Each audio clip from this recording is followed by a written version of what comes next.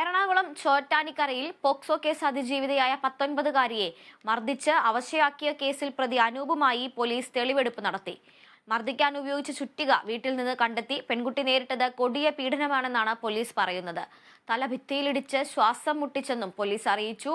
വിവരങ്ങളുമായി രേണുക രാജേന്ദ്രൻ ചേരുന്നുണ്ട്. രേണുക, പ്രതിയുമായി പോലീസ് തെളിവെടുപ്പിന് എത്തിയിട്ടുണ്ടായിരുന്നു. ഈ മർദ്ദനത്തിന് ഉപയോഗിച്ച ചുറ്റികയടക്കമുള്ളവ കണ്ടെടുത്തു. എന്തെല്ലാമാണ് മറ്റ് വിശദാംശങ്ങൾ? തെളിവെടുപ്പിൽ നിന്ന് വ്യക്തമായ മറ്റ് വിശദാംശങ്ങൾ എന്തെല്ലാമാണ്? ഈ കുട്ടിയുടെ ആരോഗ്യനില ഇപ്പോഴെങ്ങനെയാണ്?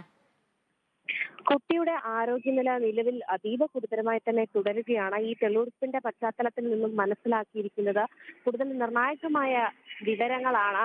പ്രതി ചുറ്റികയും കൊണ്ട് പെൺകുട്ടിയെ അടിച്ചിട്ടുണ്ട്. അതോടൊപ്പം തന്നെ എടുത്തു പറയേണ്ട ഒരു കാര്യം, ശരീരത്ത് ലൈംഗിക അതിക്രമണത്തിന്റെ സ്വകാര്യ ഭാഗങ്ങളിൽ ഉൾപ്പെടെ ഇയാൾ പരിക്കേൽപ്പിച്ചിട്ടുണ്ടെന്നാണ് മനസ്സിലാക്കാൻ കഴിയുന്നത്. അടുക്കളയിൽ നിന്ന് ഈ പെൺകുട്ടി ആത്മഹത്യക്ക് ശ്രമിച്ചപ്പോൾ ആ ഷാൾ എടുത്ത അടുക്കളയിൽ നിന്നാണ് ക്ഷമിക്കണം ഷാളെടുത്ത് ഈ പെൺകുട്ടി കഴുത്ത് ചുരുക്കിയപ്പോൾ പോലും അടുക്കളയിൽ നിന്ന് കത്തിയെടുത്തിട്ടാണ് ഇയാൾ ആ ഷാള് അറുത്ത് തറയിലേക്ക് പെൺകുട്ടിയെ ഇടുകയും അതിലൊരു ആഘാതം പെൺകുട്ടിക്ക് ഉണ്ടായിട്ടുണ്ട്. അതോടൊപ്പം തന്നെ ഇപ്പോൾ ഈ പ്രതിയെ അറസ്റ്റ് ചെയ്തിട്ടുണ്ട്.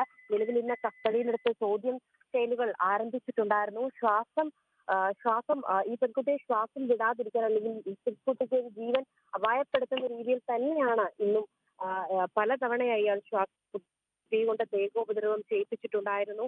പ്രതി ഇന്ന് കോടതിയിൽ ഹാജരാക്കിയിട്ടുണ്ട്.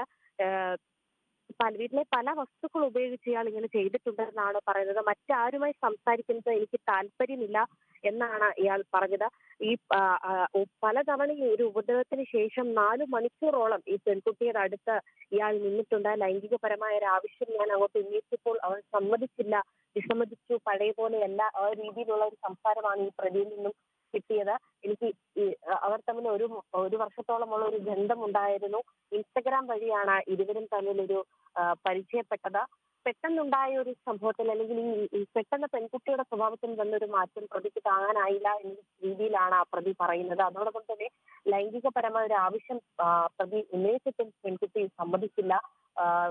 വീടിന്റെ പുറത്ത്, ഇവർ വീട്ടിനുള്ളിൽ തന്നെ അടി ഉണ്ടാക്കുന്ന സമയത്ത് പുറത്തൊരാളുടെ ശബ്ദം കേട്ടോടെ നീ വിളിച്ചു വന്നതല്ലേ എന്നൊരു സംസാരമാണ്. പെൺകുട്ടി വിളിച്ച ആരോ വരുത്തിയ പോലെയാണ് പ്രതി അവിടെ വെച്ച് പെരുമാറിയത്. അങ്ങനെ സംശയിച്ച് വീണ്ടും ആ പെൺകുട്ടിയെ ഉപദ്രവിക്കുകയും മാരകമായി വീട്ടിലുള്ള പല വസ്തുക്കൾ ഉപയോഗിച്ച ശരീരത്തെ ദേഹോപദ്രവം ചെയ്യുകയും സ്വകാര്യ ഭാഗങ്ങൾ ഉൾപ്പെടെ ഈ പെൺകുട്ടിയുടെ മുറിവേൽപ്പിക്കുകയുമാണ് പ്രതി ചെയ്തിരിക്കുന്നത്. നിലവിൽ അതീവ ഗുരുതരാവസ്ഥയിൽ ഈ പെൺകുട്ടി സ്വകാര്യ ആശുപത്രിയിൽ തുടരുകയാണ് അധ്യക്ഷ. തീർച്ചയായും രേണുക, എന്തായാലും ഇപ്പോൾ ഈ പെൺകുട്ടിയുടെ നില അതീവ ഗുരുതരമായി തന്നെ തുടരുകയാണ്. ചുറ്റികയടക്കം ഉപയോഗിച്ച് മർദ്ദനവും തലച്ചോറിനടക്കം ക്ഷതമേറ്റിട്ടുണ്ട് എന്നാണ്. എന്തായാലും ഇപ്പോൾ പ്രതിയുമായി മറ്റ് നടപടിക്രമങ്ങൾ നടന്നുകൊണ്ടിരിക്കുകയാണ്.